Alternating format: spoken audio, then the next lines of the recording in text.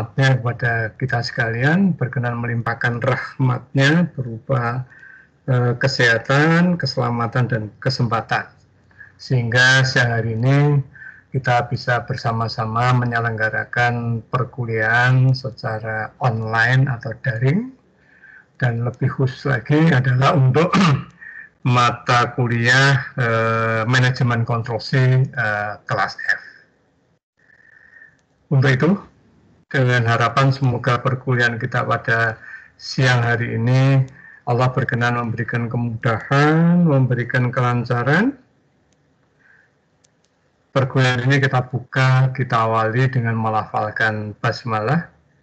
Bismillahirrahmanirrahim. Baik,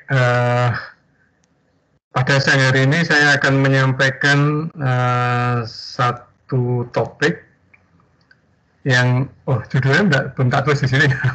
ini gini, topik ini adalah tentang topik, kalau saya boleh beri judul, ini adalah tentang proyek Meikarta Project.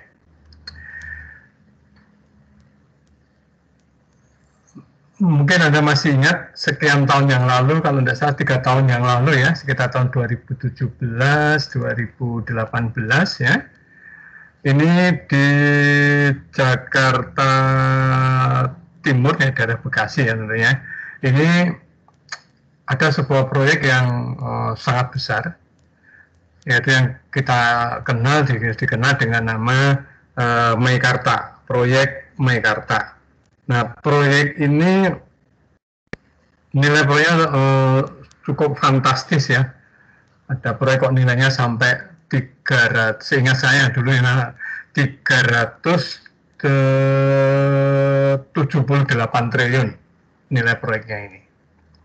Luar biasa. Dan ini memang proyek untuk membangun sebuah kota baru, atau satelitnya dari kota Jakarta. Sudah barang tentu sesuai dengan namanya kota baru ini, kota satelit tadi, itu fasilitasnya sudah komplit. Jadi seakan-akan ini adalah kota yang berdiri sendiri di luar kota Jakarta.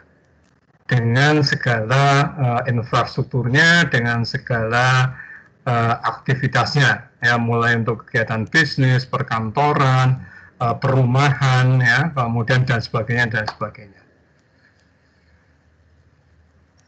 Ya, nah, bagi kita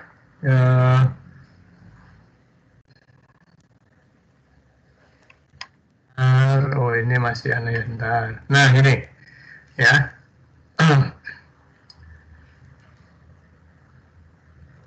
Bagi kita orang-orang teknik sipil ya, ini proyek semacam ini adalah suatu proyek yang sangat berarti sekali, baik dari sisi pertama tentunya kalau dari sisi akademis. Nah, ini adalah sumber pengetahuan yang yang sangat berharga sekali, bahkan sangat langka.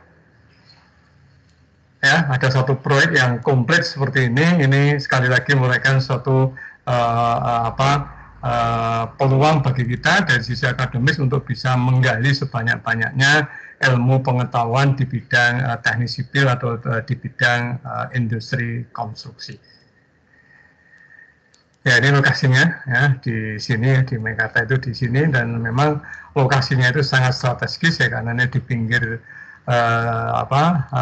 jalan tol ya, di pinggir jalan tol. Kemudian juga kalau kita perhatikan ini fasilitasnya juga luar biasa ya, dekat dengan bandara ya, dengan ini Kertajati Internasional, meskipun di sini masih ditulis Future, tapi malah sekarang sudah selesai nih ya, Kertajati International Airport yang kemarin juga barusan beberapa waktu diresmikan. Kemudian juga pelabuhan ya, pelabuhan internasional yang ada di sini, Patimban. Kalau tidak salah 2-3 hari yang lalu RI1 meresmikan untuk ekspor ya, perdana untuk mobil, kalau tidak salah ya, ini.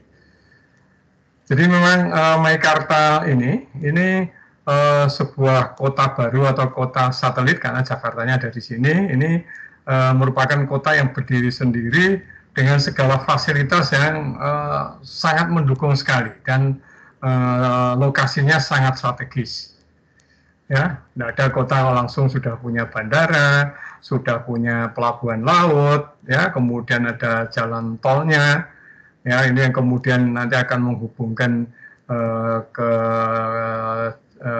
Jawa Tengah, kemudian ke Bandung, ya, dan sebagainya.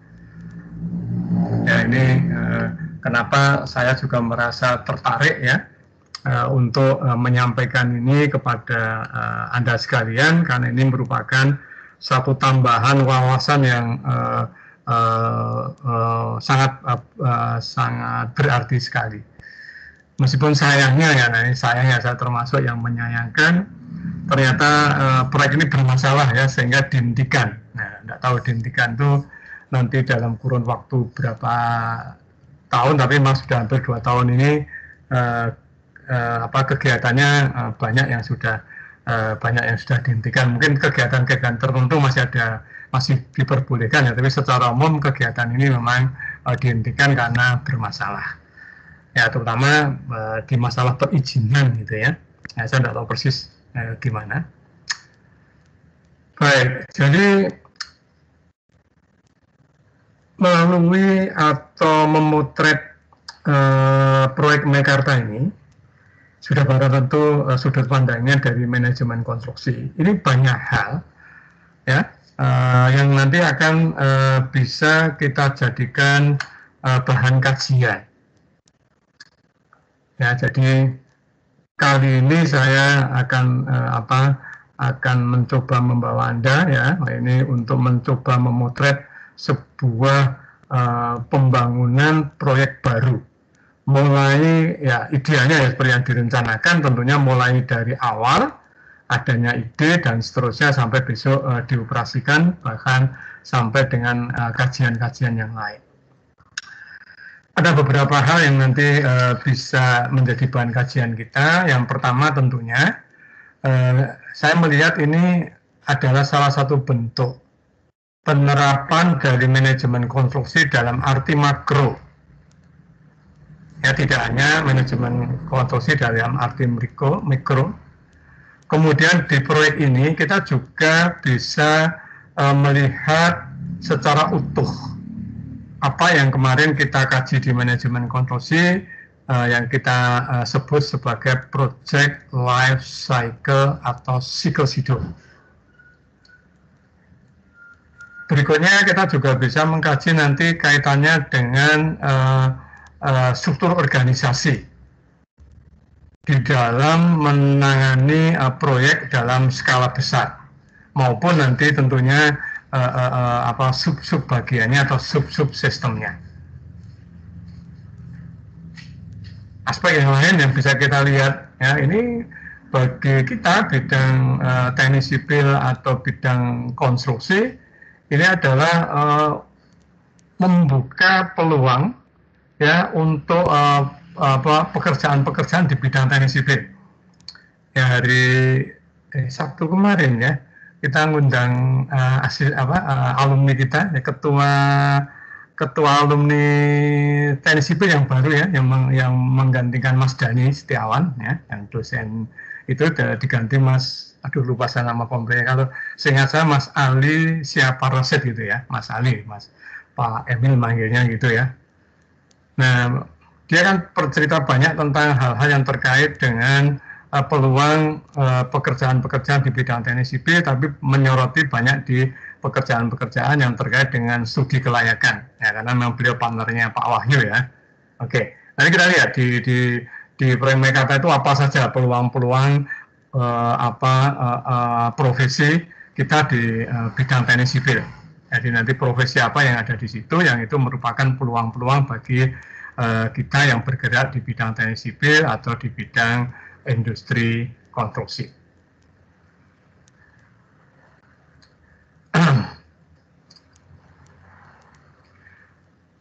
Sangat jarang berikutnya, ini sangat jarang kita melihat ada satu proyek, ya kalau ini betul-betul berjalan kemarin, ini adalah proyek yang dikerjakan multi years. Karena pasti dia akan terselesaikan dalam kurun waktu pendek, 5 tahun, 10 tahun, bisa sampai 15 tahun, ya. Belum nanti kalau ini sudah selesai, itu kita juga ada peluang usaha di bidang teknik sipil untuk untuk manajemen operasiannya. Oke. Kita lihat satu persatu ya. Coba kita potret dari sisi pandang manajemen konstruksi mengenai proyek Meikarta ini. Baik, sebagai satu gambaran kita lihat dulu. Nah, ini tadi, ya ini adalah Patimban Deep Seaport-nya. Jadi ini ini infrastrukturnya ya, pelabuhan internasional, pelabuhan laut internasional. Ya, ini sudah direncanakan target 2019, misalnya kemarin sudah partial operation ya. Nanti full operation itu tahun 2002, tinggal 2 tahun yang akan datang. Ini sudah operasi sekarang, sudah operasi. Kemudian yang kedua, Kertajati International Airport. Ya, ini targetnya tahun 2019 kemarin, misalnya tahun 2010-2020 juga sudah selesai. Ya, ini letaknya juga sangat strategis ya. Ini di tadi daerah Bekasi, Jakarta Timur. Ini infrastruktur yang kedua untuk transportasi. Nah, kemudian infrastruktur transportasi yang lain yang cukup mendukung ini adalah light rail transport. Ya, ini yang menghubungkan Cawang, Bekasi, Cikarang. Nah, ini nanti seperti ini, bahkan kalau tidak salah nanti di belakang, nah sini tidak usah nih, ini orang-orang lama yang dulu kelola Jakarta. Ini tahun 2017, jadi breaking ground breaking-nya ya, itu atau bahasa umumnya peletakan batu pertamanya.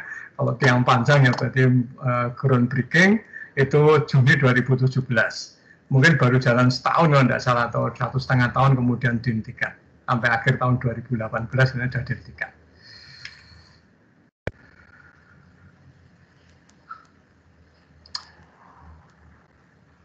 Nah, kemudian ini juga fasilitas yang lain, infrastruktur yang lain. Ini adalah automated people mover dengan monorail, ya. Ini monorail seperti ini. Ini tadi sama. Lalu infrastruktur yang lain. Oh ini denah mengenai tadi. Ya ini propose rutenya ini ya. Ini Jakarta Cikampek, jadi di tepi tol Jakarta Cikampek.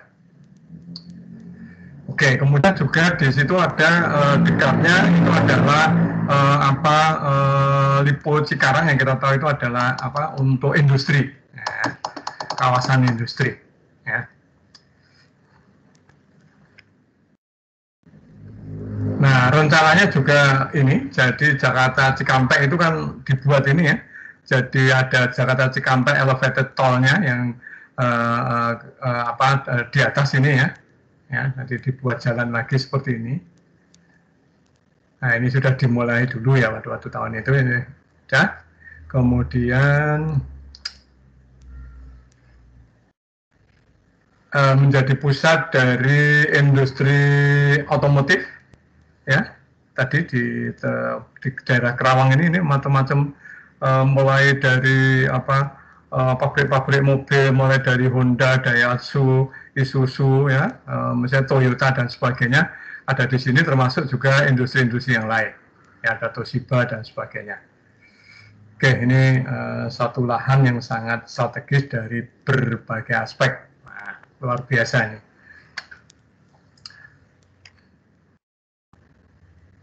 Tadi ya, ini kalau dirangkum, ini tadi airport, kemudian ini pelabuhan lautnya, ini transportasi daratnya, termasuk jalan tolnya, lalu, nah ini ya, ini pintu masuknya ke tol itu. Oke, ini Meikarta. Nah, master plan-nya seperti ini. Ya, oke, ini gambarnya mungkin ada beberapa ini penjelasannya. Nah, saya mulai dari yang pertama tadi, dari sisi pandang manajemen konstruksi, ya. Maka proyek Meikarta ini adalah merupakan salah satu contoh apa yang disebut dengan manajemen konstruksi dalam arti makro. Karena selama ini yang kita pelajari, ya, meskipun perkembangannya juga sudah sangat pesat sekali, seringkali manajemen konstruksi itu diartikan mikro, dalam arti hanya mengelola proyek saja, 1-2 proyek saja, ya. Meskipun komplit yang mulai dari perencanaan, pelaksanaan sampai operasional, tapi itu hanya satu proyek, misalnya membangun gedung untuk apartemen, gedung untuk mall, gedung untuk rumah sakit, untuk hotel, ya, dan sebagainya.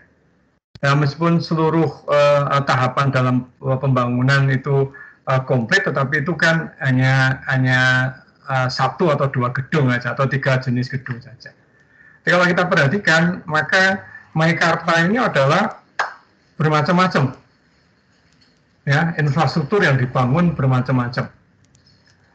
Nah, kalau tadi saya sebutkan manajemen konstruksi yang mengelola 1, 2, 3 gedung secara bersamaan itu sering disebut sebagai manajemen konstruksi dalam arti makro. Nah, kalau ini mengelola proyek Meikarta, ini adalah aplikasi penerapan dari manajemen konstruksi dalam arti makronya. Dari mana kita bisa mengatakan bahwa itu manajemen konstruksi dalam arti makro besar? Yang pertama, itu kita bisa melihat dari tahapan proyek ini.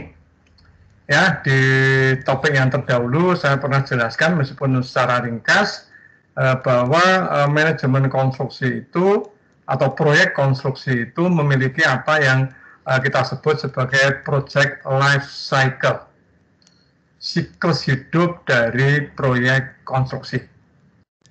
Kalau saya ringkas, maka siklus hidup dari proyek konstruksi dimulai dengan adanya ide atau gagasan dari pemilik proyek, kemudian dilanjutkan dengan proses studi kelayakan atau feasibility study, dilanjutkan lagi dengan kalau nanti dinilai itu adalah visible, dilanjutkan dengan proses engineering, yaitu desainnya, ya, perencanaan dan perancangannya, lalu nanti lanjut lagi dengan proses procurement, pengadaan penyedia jasanya, apa itu konsultan pengawas, kontraktor, konsultan perencana, konsultan manajemen konstruksi, dan bahkan mungkin sampai dengan peralatan mesin dan sebagainya. Lalu masuk ke tahapan berikutnya, yaitu setelah procurement itu construction, proses membangunnya sendiri. Begitu selesai, nanti masuk dalam tahapan berikutnya, operation dan maintenance, O&M. Nanti secara periodik setelah operasi dan maintenance, katakan misalnya 6 bulan sampai dengan 1 tahun, ada kajian lagi yang namanya kajian pasca operasi, atau dan menyebutnya sebagai kajian bionomik. Nah, seluruh siklus hidup proyek konstruksi yang saya sebutkan tadi urutannya secara ringkas tadi, semua itu ada di dalam proyek Meikarta ini. Ya, kita yakin bahwa nanti di dalam awalnya pasti ada studi kelayakan. Ya, ada pertama tadi ada ide gagasan dari pemilik proyek ini. Saya jujur saja tidak tahu persis ini pemilik pemilik utamanya siapa ya. Ya, saya tidak begitu memperhatikan ya. Nah, ini tapi jelas itu ada ide untuk membangun proyek ini. Lalu dilakukan studi kelayakan. Nah, studi kelayakannya termasuk tadi ini lingkungannya ternyata lingkungan strategis. Ke depan nanti akan dibangun seperti tadi ada bandara, untuk pelabuhan laut, infrastruktur transportasinya, kemudian infrastruktur yang lain. Ini kalau Anda perhatikan infrastrukturnya luar biasa. Ya, ini ada shopping center. Ya, nanti posisi atau layoutnya denahnya ada di sini. Kemudian ada Central Park, ya, taman. Kemudian ada sekolah internasional. Kemudian ini Great System Road itu maksudnya nanti digambar di belakang ada, jadi nanti sistem jalannya itu bertingkat-tingkat gitu, ada 3 kalau tidak 4 tingkat. Kemudian ada National International Schools, kemudian ada daerah perkantoran, ada Finance Center ini ke kantor-kantor, kemudian theater, International School, bahkan ada universitas nasionalnya, ya. Kemudian juga ada universitas untuk nasional dan internasional, ini healthcare, rumah sakit. Kemudian ini ada Indonesia Silicon Valley lah, ini apa untuk industri, ya. Rumah sakit, research center, International Olympic Center, ya. Kemudian ini aksesnya ya, ini ada internasional. Kalau tidak salah, tidak tahu nanti di belakang ada, ini adalah hunian-hunian, yaitu coba kita lihat di belakang, saya tidak begitu hafal fasilitasnya secara komplit ya. Ini, nah seperti ini nanti gambarannya kota barunya ya. Ya, ini tentunya mesti ada kantor, tadi ada mall, kemudian nanti ada apartemen untuk hunian. Jadi kalau dulu bahasa yang sering digunakan kalau kita tinggal di daerah seperti ini, ya sering disebut sebagai one stop living. Ya, kita cukup tinggal di situ, seluruh fasilitas hidup dan kehidupan kita beserta keluarga terpenuhi. Kerjanya ya di daerah situ, kita misalnya, kemudian kantornya juga ada di wilayah itu, ya, anak-anak sekolahnya juga ada, tadi ada sekolah mulai dari paling bawah sampai universitas, ya, kemudian mall pasti ada, ya, kemudian rumah sakit, ya, terus kemudian fasilitas-fasilitas rekreasi juga ada. Nah, itu yang disebut dengan one stop living, ya. Wah, ini ada kalimatnya yang lain sekarang, ini ya, a great place to live, work, and play. Nah, ya kerja, ya hidup, ya bermain gitu ya, rekreasi maksudnya tentunya. Nah, pengembangannya ini ya yang utama yang dijadikan unggulan ikonnya Meikarta adalah seperti ini. Ya, ini adalah infrastruktur inovatif dan transportation-nya. Ya, ini kemudian kaitannya nanti dengan riset termasuk tadi industri. Kemudian green, sustainable, beautiful environment, lingkungan ya yang hijau ya, terus kemudian indah dan seterusnya. Kemudian yang tidak kalah menariknya adalah business and commercial ya. Kemudian pusat untuk seni, budaya, pendidikan, kesehatan dan sebagainya. Ini yang tadi saya sebut, ini salah satu bagian dari one stop living tadi adalah seperti ini. Oke, kita lihat dulu ya infrastrukturnya, nanti baru kita kaji tadi dari beberapa aspek yang sudah saya sebutkan dengan kacamata atau potretnya manajemen konstruksi. Oh, 4 layer tadi, nah ini mungkin mudah-mudahan ada gambarnya seperti ini. Anda perhatikan ini kan sangat efisien sekali ya. Ya, ada 4 lantai, 4 layer untuk internal root network, internal ini ya, networknya ya, mulai dari ini angkutan darat, kemudian ini dan seterusnya. Ya, luar biasa desainnya. Nah, ini tentunya di bidang kita ya, kalau saya coba mulai memasukkan kajiannya dari sudut pandangnya manajemen konstruksi, ya tentunya apa yang saya tampilkan dalam gambar ini adalah bidang di teknik sipil, ini adalah bidang keahlian transportasi. Artinya apa? Dari gambar ini kita bisa melihat bahwa nanti mestinya ini ada pertama ya, setelah tadi visualisasi oke, nah kemudian proses engineeringnya yaitu membuat desainnya. Nah ini desain yang terkait dengan transportasinya. Ada mulai dari desain, perencanaan, kemudian besok pelaksanaan dan pengendaliannya, termasuk operationnya, manajemen operasi dari jaringan jalannya yang seperti ini. Jadi apa yang Anda pelajari di teknik sipil khususnya di bidang keahlian transportasi di sini terwakili. Ya, tadi mulai dari perencanaannya, kemudian pelaksanaannya, pengoperasiannya, termasuk manajemennya. Ya. Oke, yang kedua tadi ini pedestrian, flyover ya, ini supaya orang tidak, ini masih ada juga tempat penyeberangannya, tapi juga dibuat tempat penyeberangan yang tidak harus memotong jalan yang dilalui oleh kendaraan gitu ya. Kemudian fasilitas yang lain, nah ini malah ada universitasnya segala. Ya, 3 universitas yang sudah sanggup untuk mendirikan cabangnya di sana.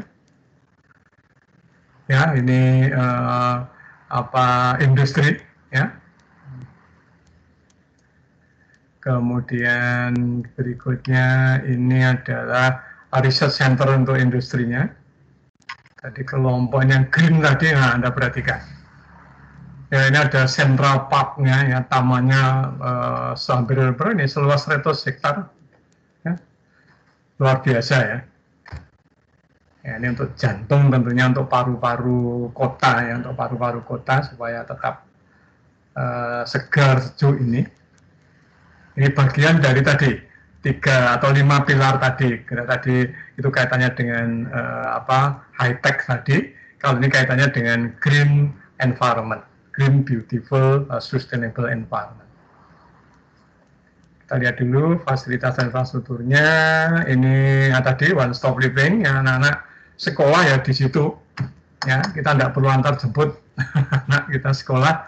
Ya, sudah pagi-pagi dijemput, sore sudah diantar pulang. Nah, dalam satu sistem dan kita merasa aman karena memang kota ini kota yang terintegrasi manajemennya. Ya, ini luar biasa. Kita tenang di kantor, tidak pernah mikirin nanti seperti di Jogja, kita ini mikirin nanti harus jam sekian harus jemput anak yang di SD, baru itu nanti yang di SMP, nah, itu repot ya. Oke. Ini theaters, ya, operating theaters, ya. Hiburan, ini library-nya, ya, purpose-nya, referensi, hospitalnya, rumah sakit. Convention center, wah bisa untuk 200.000 orang, luar biasa ya, convention centernya. Oh ini yang ada yang 10.000, ada yang 15.000 kapasitasnya. Baik, lalu hotel, ya ada 5 hotel internasional yang siap untuk bergabung di sana. International finance. Ya, tentunya nanti kaitannya dengan bisnis ini, ya, mulai bisnis and commercial. Ya. Kemudian mall, ya, ini juga bagian dari bisnis and commercial. Yang tadi pilar yang ketiga kalau tidak salah, ya ini. Kemudian shopping street-nya, ya, lalu, oke ini. Ini masih kemudian residential tower-nya untuk huniannya, ya. Ya, untuk menarik ini ada beberapa style yang ada ya untuk tower huniannya ya. Ini ada Asian, European, American style, lalu ada, oh ini contohnya kalau Asian style seperti ini, European ini untuk hunian, model style ini model American. Nah, ini juga sama, fasilitas-fasilitas yang ada sebagai kota mandiri tadi. Nah, ini sama ya, ini juga semua sama tower of, oh ini gambarnya saya berhenti di sini dulu. Nah, baik, coba kita lihat satu persatu dari sisi manajemen konstruksi. Jadi tadi yang pertama sudah saya jelaskan sedikit bedanya manajemen konstruksi dalam arti makro dan mikro tadi. Kalau mikro itu ya seperti ini. Ya, kita misalnya bangun tower untuk hunian, ini ya kita hanya bangun mulai dari manajer proyeknya sampai office buy-nya bangun ini saja. Ya, ataupun misalnya satu perusahaan, misalnya PT Pembangunan Perumahan dapat 3 proyek, itu ya hanya ini saja. Tapi parsial. Ya, itu manajemen konstruksi dalam arti mikro itu adalah manajemen konstruksi parsial tadi. Tapi dalam arti makro itu mengelola seluruh proyek tadi, kota, kalau misalnya itu disebut sebagai kota Meikarta itu ya, itu kota Meikarta itu dengan segala fasilitas atau infrastrukturnya.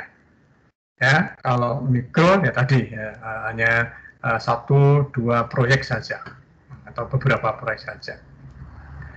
Tadi sudah saya sebutkan bahwa ini Meikarta proyek ini contoh yang bagus untuk melihat tadi project life cycle atau siklus hidup dari proyek konstruksi yang komplit. Ya, mulai dari adanya ide, kemudian studi kelayakan, sampai besok dioperasikan, bahkan besok ada kajian pasca huninya. Ya, jadi bidang keahlian gitu terpakai terus-menerus. Ya, mulai dari perencanaan bahkan sampai besok operasionalnya ya, manajemen gedung itu kan sampai puluhan tahun ya, mungkin kerjakan proyek katakan ini dibatasi misalnya harus komplit selesai 10 tahun misalnya gitu, atau bahkan mungkin diperpendek menjadi 7 tahun. Mungkin proyek ini akan dikelola puluhan tahun, bisa 40 sampai 50 tahun. Dan itu bidang kita, bidang teknik sipil punya peluang yang banyak untuk itu. Kemudian tadi juga saya sebutkan struktur organisasi. Anda bisa bayangkan, ya, tiap-tiap proyek ini sudah ada struktur organisasi sendiri untuk mulai mengerjakan saja, belum mengelola secara keseluruhan, ya, mulai dari tadi studi kelayakan, engineering, kemudian construction sampai dengan operation maintenance tadi. Nah, kalau proyek yang semacam ini itu pada umumnya biasanya menggunakan model manajemen konstruksi. Jadi pemilik proyek tadi itu ngontrak konsultan manajemen konstruksi yang mengelola proyek ini secara keseluruhan. Ya, mengelola para konsultan perencana yang mendesain infrastruktur tadi. Kalau kita bagi infrastruktur jalan tadi, tentunya nanti ahlinya kan orang-orang di bidang jalan. Kemudian infrastruktur yang berupa gedung-gedung fasilitas ini, mulai dari hotel, kemudian rumah sakit, mall dan sebagainya, itu kan gedung, itu struktur. Nah, yang sayangnya ini yang belum kelihatan ini, yang saya cari-cari juga tidak ada, ini adalah bidang SDA. Hanya memang tidak ditampilkan ya, karena itu kurang menarik ya untuk menampilkan sistem drainasenya, ya, kemudian mungkin nanti pengolahan limbahnya, pengolahan air bersihnya, ya, distribusinya bagaimana dan seterusnya, ya. Nah, ini di proyek ini pasti ada, cuma tidak ditampilkan dalam ya, ini ditampilkan yang bagus-bagus yang kelihatan aja. Kalau orang ditampilkan pengolah limbah mungkin tidak tertarik gitu ya. Padahal bagi kita itu satu hal yang sangat menarik itu. bagaimana kita bisa mengelola limbah satu kota yang cukup besar seperti ini. Ya, di mana tempat yang paling strategis ya, karena ini masih tanah kosong, tentunya desainnya itu terintegrasi. Nah, berikutnya yang juga tidak kalah menarik ini adalah peluang tadi itu yang saya ceritakan. Ya, peluang pekerjaan bagi dunia teknik sipil sangat luas sekali. Ya, Anda bisa jadi konsultan visibility studi kelayakan, Anda bisa jadi konsultan perencana, Anda bisa jadi konsultan manajemen konstruksi, Anda bisa bekerja sebagai kontraktor, Anda bisa bekerja sebagai kontraktor spesialis, bahkan Anda juga bisa bekerja sebagai subkon ya untuk pekerjaan-pekerjaan spesialis ya, yang biasa juga disebut kontraktor spesialis ya, kontraktor spesialis fondasi, kontraktor spesialis pekerjaan struktur dan sebagainya.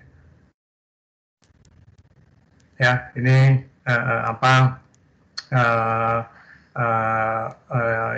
yang bisa kita potret mengenai Meikarta ini adalah seperti ini. Baik, ini sekedar mengawali saja, dan saya memang niat untuk ini hanya melempar bola ya. Saya harapkan nanti kita bisa diskusi ya dengan ini, dengan materi ini. Yuk silakan Mas Mbak, barangkali ada yang ingin didiskusikan ya, atau ada yang ingin dikomentari, silakan nanti sebelum nanti saya tambah sisi yang lain, ini yang awal dulu saja.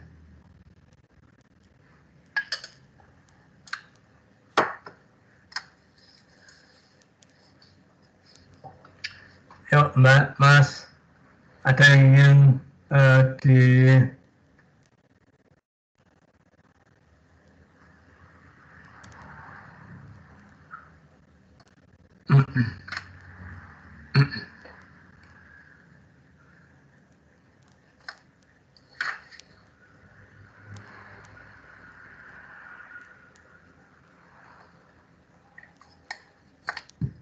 ada yang ingin ditanyakan?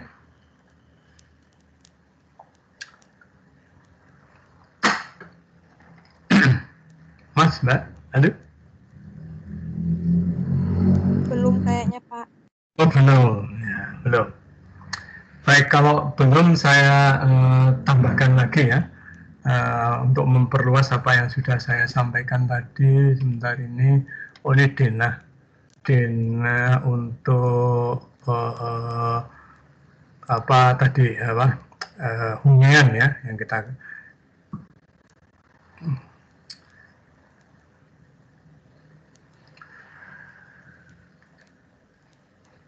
ya, jadi ini kan semacam ya, memang yang namanya apartemen ya, jadi memang banyak dirikan ini contoh-contoh denanya saja. Ini lalu sebentar, oh ini sudah ya, oh, bentar, ingin kembali ke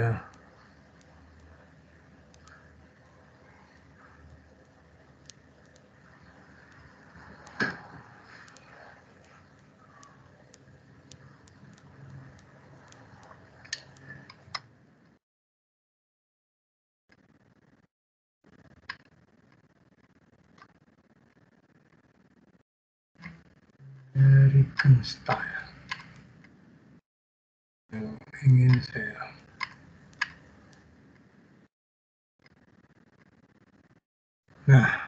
baik. Baik, sisi lain yang sebetulnya kita bisa manfaatkan dalam arti baik ya proyek ini. Ya, Anda bisa bayangkan kalau misalnya teknik sipil UMB bisa bekerja sama dengan pengelola dari Meikarta ini. Saya dulu memang berharap nanti ada alumni kita yang bisa masuk di jajaran pengelola atau manajemen Meikarta ini, ya sehingga bisa gandeng kita jurusan teknik sipil UMJ untuk bekerja sama. Yang pertama tentunya yang paling terasa bisa menikmati itu adalah mahasiswa kita. Ya, yang pertama bisa digunakan sebagai KP, lahan KP. Ya, kalau proyeknya sebesar ini, ya, nanti biasanya mereka juga bersedia kalau hanya menyediakan misalnya mes gitu ya untuk mahasiswa-mahasiswi kita yang KP di sana. Nanti bertahap, misalnya KP-nya cukup misalnya 1 bulan di sana. Ya, satu kelompok atau satu gelombang itu misalnya berapa, 20, 25 orang, bulan berikutnya 25 orang lagi, 12, ini kan dalam 1 tahun aja satu angkatan sudah selesai nanti KP-nya. Ya. Nah, kemudian bisa nyambung, kemudian setelah KP itu adalah untuk tugas akhir. Anda mau ambil bidang peminatan apapun, ada datanya. Ya. Tadi, contoh misalnya tadi bidang transportasi, datanya ada komplit. Apa yang mau Anda teliti, apa yang Anda minati, di sini tersedia semua. Bidang struktur apalagi yang paling banyak itu bidang struktur ini. Ya, di gedung-gedung untuk apartemen, untuk mall, untuk macam-macam ini mau dikaji dari berbagai segi pun tidak ada masalahnya. Ya, bidang keairan, nah, ini saya bidang keairan tidak kelihatan. Tapi saya yakin ini mesti ada sumber air bersihnya, bagaimana mengolahnya, kemudian nanti sistem pembuangan air kotornya termasuk pengolah limbahnya, kemudian karena ini luas ya, mesti nanti ada sistem drainasenya. Ya, ini juga di sini ada sungai kecilnya, ini mesti bagian dari sistem drainasenya itu. Ya, geotek sebagai penunjang, apalagi dari bidang manajemen konstruksi, aduh luar biasa ini, ya. Ya, kalau bisa seperti ini mungkin satu angkatan itu setelah selesai KP tidak sampai 3-4 bulan sudah pada lulus semua. Ya karena apa? Materi yang akan digunakan untuk tugas akhir itu sangat banyak sekali. Belum begitu nanti Anda lulus, ya bisa magang di sini atau bahkan mungkin diterima di salah satu perusahaan, katakan misalnya PT Pembangunan Perumahan yang kebetulan mendapatkan beberapa proyek bangunan gedung di sini, belum utama karya, kemudian waskita karya dan sebagainya yang ikut bergabung di proyek ini. Ini memang sekali lagi bagi kita orang teknik sipil, waduh ini sesuatu yang sangat berharga, ya. Baik dari sisi keilmuan, ya, akademisinya maupun juga dari sisi keilmuan praktisinya. Ya, apalagi kemudian bagi bapak-bapak, ibu-ibu yang senang dengan penelitian, luar biasa, mau penelitian di bidang apapun, ya, dosen-dosen kita ya, terbuka lebar. Ya, mulai tadi bidang transportasi, kemudian bidang gedung atau struktur, kemudian SDA, ya, geotek, manajemen konstruksi dan sebagainya, ada semua. Ya, ini gambaran dunia kerja Anda besok, ya. Ini adalah seperti ini. Kalau dalam arti dunia kerja ini jadi mikro, ini, ya. Kalau dunia kerja kita ini tanda itu sangat luas sekali. Ini cuma sebagian kecil aja dari gambaran peluang kerja kita di dunia industri konstruksi. Nah, kalau kemarin kan Anda ada yang ikut itu seminar yang diisi oleh Mas Ali alumni kita ini, ya itu aja sudah, ya mulai dari seperti tadi yang saya mulai dari studi kelayakan sampai dengan operation itu semua ada bidang atau peluang bagi kita, bagi orang teknik sipil untuk masuk kerja di situ. Ya, karena beliau banyak menangani di bidang studi kelayakan, ya, yang ditampilkan itu. Besok kalau misalnya ada yang kerja di bidang konsultan perencana, barangkali mungkin bisa cerita proyek-proyeknya di bidang perencanaan, atau yang paling gampang itu adalah teman-teman kita atau alumni kita yang kerja di kontraktor, ya. Ya, nah, ini tahun-tahun terakhir angkatan 2012, 13, 14, 15 ini sudah banyak yang diterima di Utama Karya, di PT Pembangunan Perumahan, di Adikarya, Waskita Karya, sudah cukup banyak. Saya yakin nanti 4-5 tahun ke depan mereka posisinya sudah cukup bagus. Nah, nanti kita undang ke kampus untuk cerita tentang dunia kerja kita ini, ya, seperti apa. Baik, itu tambahan dari saya. Ayo silakan kalau ada yang ingin ditanyakan, ya.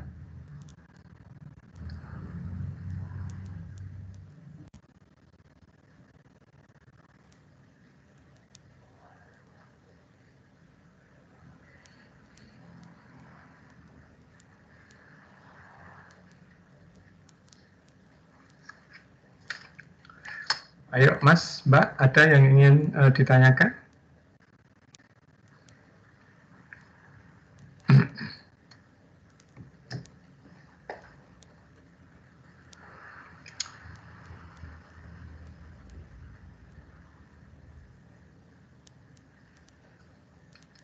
Tidak ada. Baik, kalau tidak ada, saya tambah di luar topik ini ya. Jadi, oh sebentar, saya ambilkan.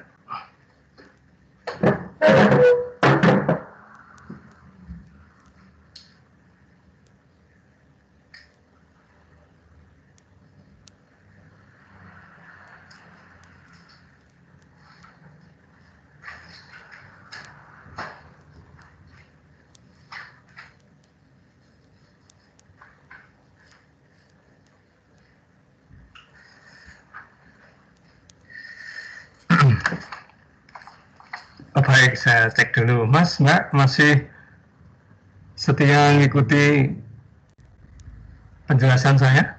Halo? Mbak? Mas? Masih, Pak. Masih, oke. Nah, ini saya ingin menyampaikan mengenai jadwal. Minggu ini itu adalah minggu yang ke-14. Ya. Nah, jadi kalau saya lihat perkuliahan kita hari ini untuk manajemen konstruksi karena 4 SKS, seminggu 2 kali kuliah, berarti ini adalah pertemuan yang ke-27. Tidak terasa ya, sudah pertemuan ke-27. Ya, nah, kita berarti tinggal 2 minggu lagi, yaitu minggu depan dan minggu depannya lagi. Ya, sekarang 14. Berarti tinggal 15 dan 16. Nah, bahkan begini, seingat saya dulu, pengurus jurusan itu menyampaikan nanti, karena dulu kita kan pernah ada wacana untuk menyelenggarakan perkuliahan di tengah semester ya, perkuliahan. Ujian bersama di tengah semester. Ya, cuma tidak bisa terlaksana karena berbagai hal. Nah, kelihatannya ini akan direalisir nanti ujian bersama itu di akhir semester. Nah, kalau bahasa yang kita gunakan dulu itu adalah UAS-nya, ujian akhir semester bersama. Area besok pertemuan ke-16 itu sudah tidak ada, ya, karena itu diganti atau diisi dengan ujian akhir semester. Bisa akan-akan kuliah kita ini tinggal minggu ini dan minggu depan. Minggu ini dan minggu depan saja, ya, karena nanti ujian bersamanya ini kelihatannya masih disusun jadwalnya, tapi itu kita nunggu aja nanti pengumuman resmi dari Prodi. Nah, berarti selama 2 minggu ini, ya, yang pertama minggu ini dulu, hari ini ada pertemuan ke-27, nanti pertemuan ke-28. Ini saya isi dengan tugas, ya. Mengenai tugas ini pernah saya sampaikan, maksudnya itu adalah tugas ini adalah untuk memperbaiki nilai Anda. Jadi kita tidak usah menyelenggarakan remedi. Kalau remedi kan nanti jadwalnya harus tersendiri macam-macam kelihatannya repot, ya. Dan yang boleh remedi tentunya kan yang nilainya misalnya di bawah 70 misalnya gitu. Ini kan repot nanti pengelolaannya gitu ya. Jadi anggap aja tugas ini adalah penambah nilai atau remedinya.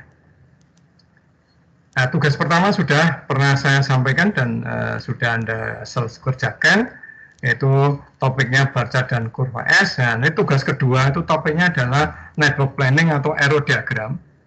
Untuk yang kelas F boleh dicatat ya.